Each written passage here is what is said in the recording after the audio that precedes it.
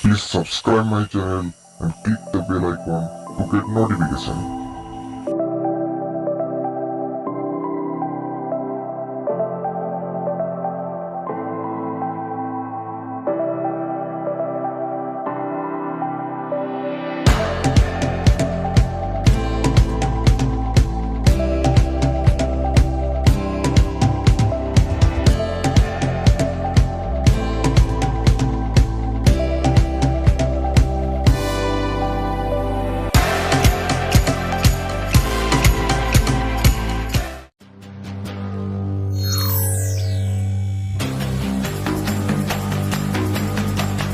Meet Spark. Small, colorful, smart. A powerful flying camera that you can take anywhere. It's so clever, it activates by recognizing you. Just launch it from the palm of your hand.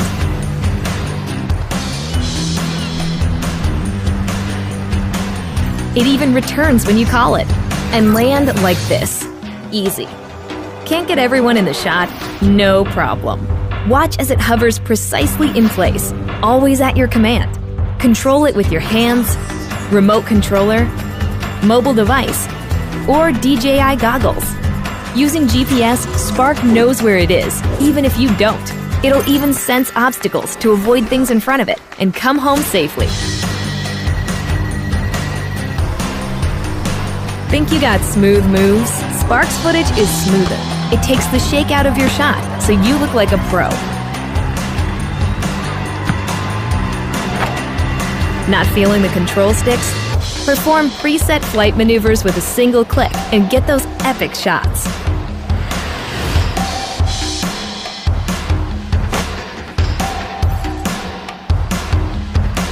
Here's a way to stand out from the crowd.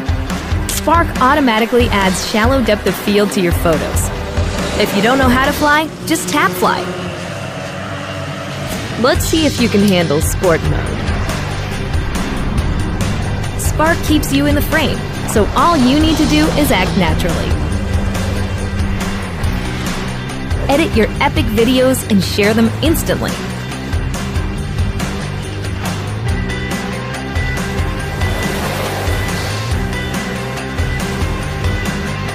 Spark your aerial creativity anywhere. All you need to do is seize the moment.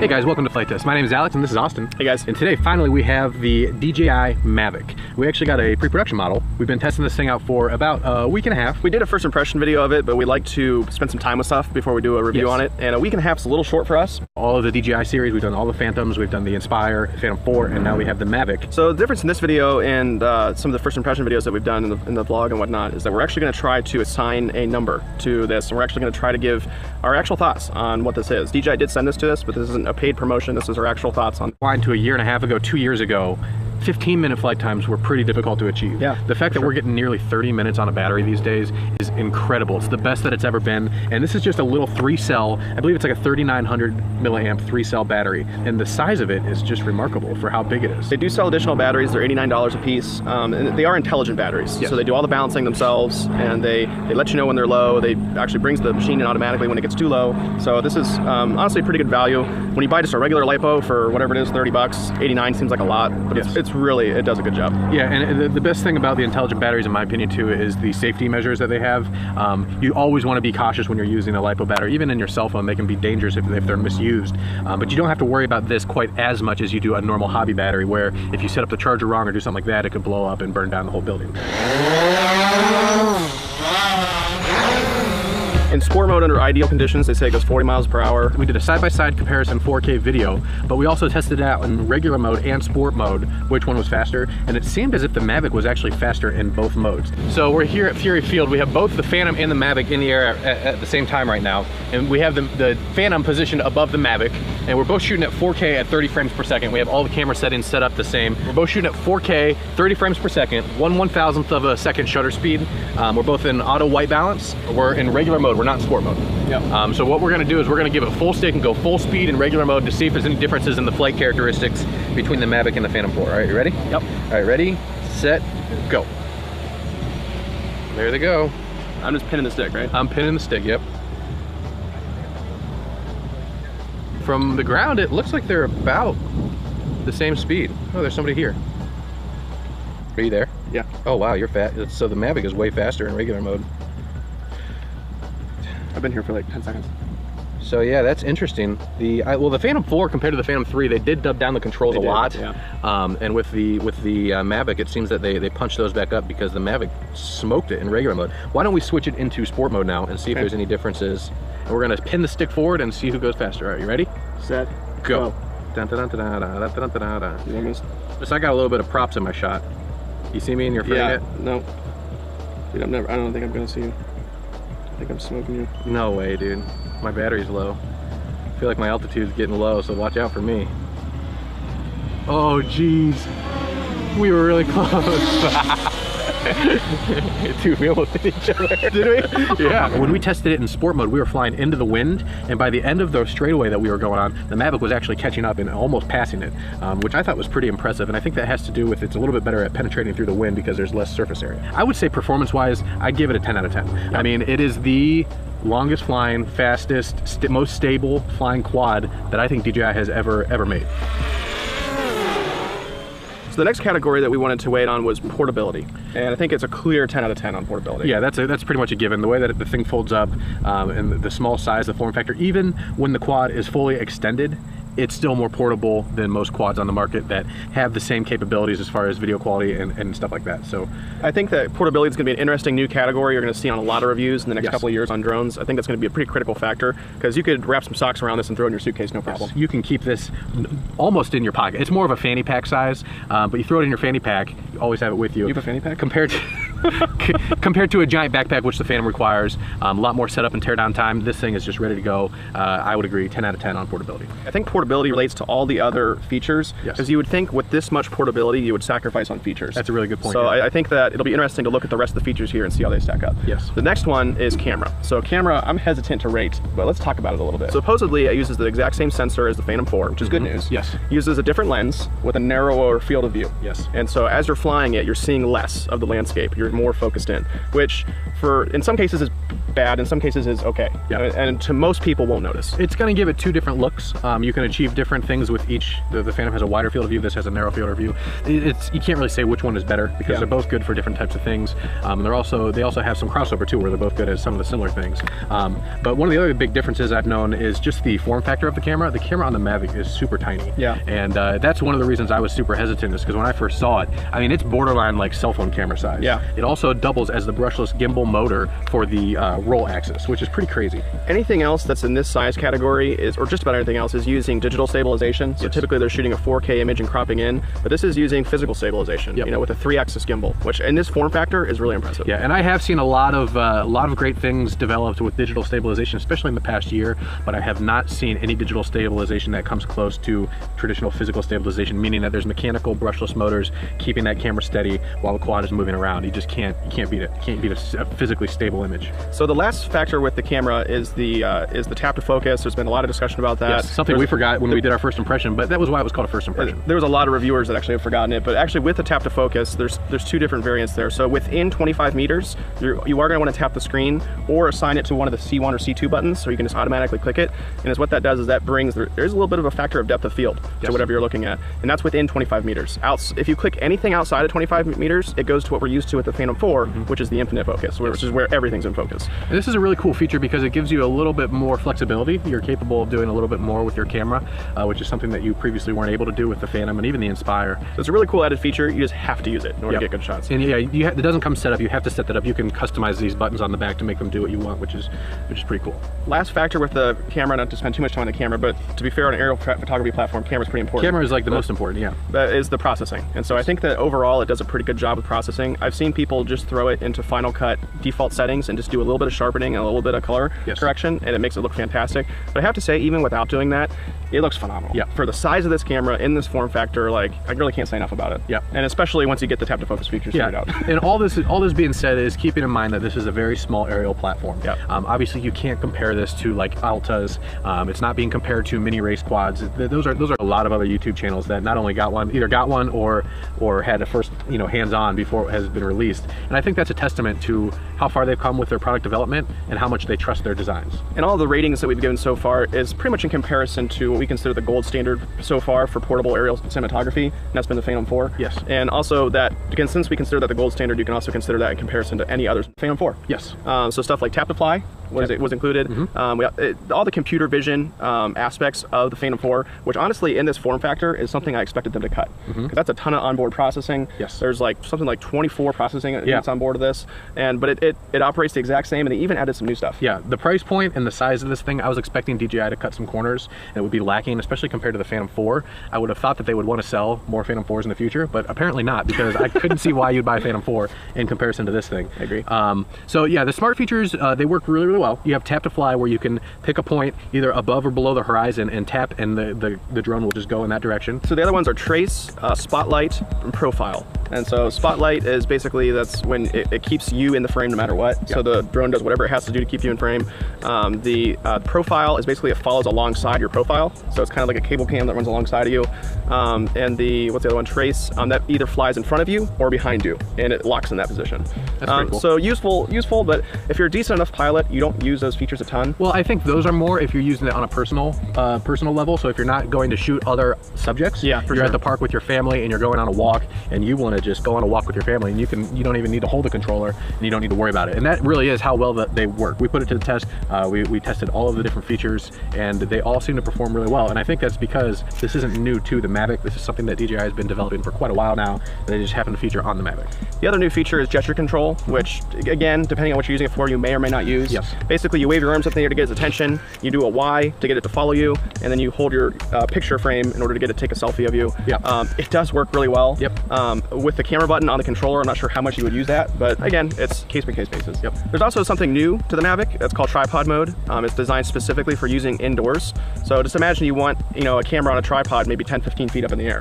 MAVIC's a great way to do that. You don't actually have to lug around a tripod with you, and it's super stable indoors. Super stable, yeah, and it has the downward vision positioning system, and it works the best I've seen, because the Inspire originally had it, and then the Phantom 3, the Phantom 4.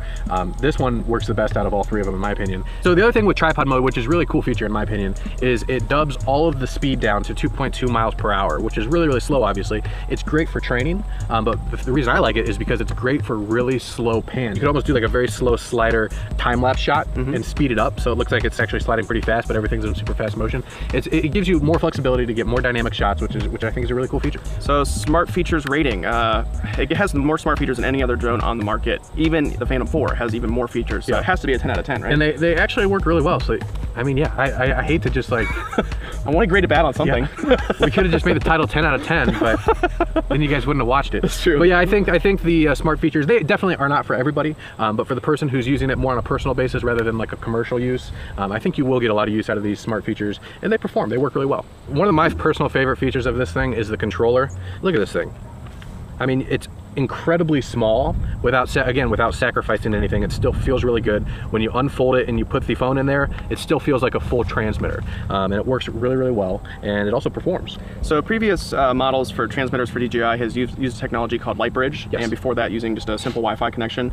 This is using a new connection. It's called OcuSync, and this allows you to fly up to 4.3 miles, they say, Yes. away, and still maintain a 720p connection, which is really impressive. That's crazy. We wouldn't recommend doing that, but it is capable of it. And while you're close around, which is what most people are going to do, it actually has a full 1080p downlink, and so that's, I think it's 160 millisecond latency, which is fairly low. That's definitely not like For HD? For HD, that's extremely low. And so I haven't had any issues with that. One of my complaints about LightBridge was occasionally it does glitch out.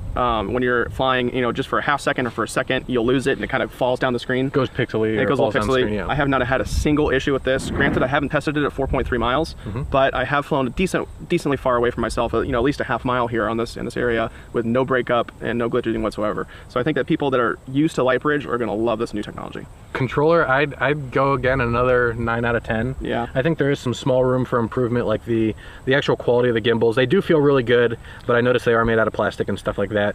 But overall, for the type of flying that you're going to be doing with something like a MAVIC, it's more than enough, and I'd say 9 out of 10. The reason I would give it a 9 out of 10 is there's not, I know so many people want a real HDMI out. Even an HDMI mini would be nice, and there's a port on the bottom here. It looks like a USB port. I don't know if that could be, an adapter could be made for that or not, but a lot of people want to use their own goggles. Yes. DJI is coming out with their own set of goggles, what I assume would plug into this. I'd hope so. But yeah, HDMI out. Do that on the next one. Yep. So something that the Phantom, we were familiar with the Phantom, is you were able to live stream to Facebook. Same thing with this, you can live stream to Facebook, and I've actually been seeing some friends do that. Yep. So something they've added is YouTube streaming, and cool. also Periscope streaming. Nice. So now you can stream on any of the top 3 streaming platforms, which I assume we're going to be trying that a little bit today. Yeah, and if you guys haven't yet, check us out on Facebook and Periscope. We do live streaming often, not only from the MAVIC, but also behind the scenes stuff. Make sure you check it out. So I think we've averaged 9.8 out of 10 on everything. Overall, it's a really good buy. I know at least 4 out of the 5 guys at the shop are considering buying one personally, not for flight test, but to take home and to have as their own. Like I said, we've been dealing with this technology since it began about 7-8 years ago when people were scratch building these things in their garages, and to see how far it's come as of the date today, which is October 5th, 2016, this is the one to buy in my opinion. All right, guys, I want to thank you guys for watching. If you liked this video, please like it. Please leave us a comment on what you thought, and please consider subscribing. Yeah, we do new episodes every Monday and Wednesday, and we don't just do reviews. We do all kinds of things. We'll teach you how to build a foam airplane out of a couple dollars worth of materials. We do scratch built, quadcopters, home built.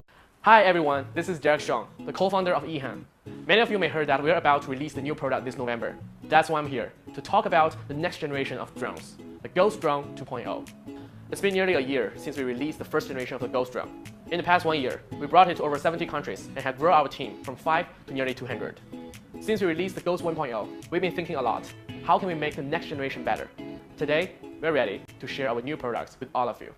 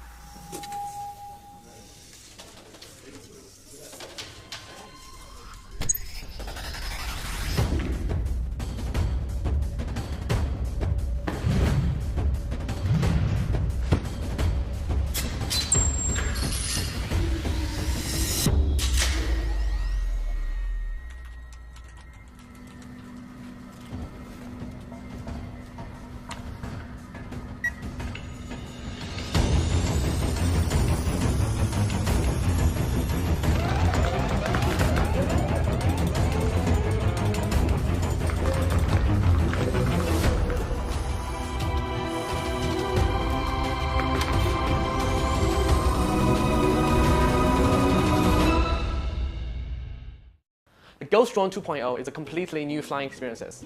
We combine the first-person virtual reality goggle and the gesture-based smartphone control together, so everyone could enjoy the most immersive flying experiences ever and capture the world from a bird's eye view. The Ghost Drone 2.0 will still focus on the flight control, and we're building a gesture-based tilt control into our new app, the EHAM Play. The old way to control a drone is to use a radio control transmitter, which we don't think is really all that fun. The tilt control enables you to steer by angling your phone, as if the drone was flying in your hand. And that's why we call this the avatar mode. The EHang virtual reality goggle gives pilots a bird's eye view through the head tracking camera. With this goggle, the video is live streamed from the drone to the goggles, and the head tracker sensor follows the movements of your head up and down. When you look up, you'll see the sky, and when you look down, you'll see the ground. Compared to RC transmitter, the combination of avatar mode and head tracking VR goggle makes aerial filming extremely easy for everyone. Also, you can easily switch between the front view and the aerial view anytime you want. So we completely redesigned the Ghost 2.0 from the ground up. Not only adding the brand new color scheme, but also creating better flight controls, power systems, and a smarter battery. The Ghost Drone 2.0 has highly integrated processing power, dual sensor backup, and an upgraded global GPS system, which combine to make the drone more stable while in flight. The Ghost 2.0 also has a stronger power system for faster flight, made with a special facing down rotor, 4S motor, and 8.5-inch self-tightening propellers. It also has an integrated smart battery to automatically protect itself from being overcharged while maximizing the flight duration. We also have created 2 new color schemes and even redesigned the landing gear, making it safer and easier to take off and land the drone. We'd love to introduce the first Ghost 4K camera. The resolution of this new camera is 4 times higher than the 1080p camera. It works extremely well with our 3-axis gimbal, which makes aerial footage super steady even if you are flying in strong winds. All of these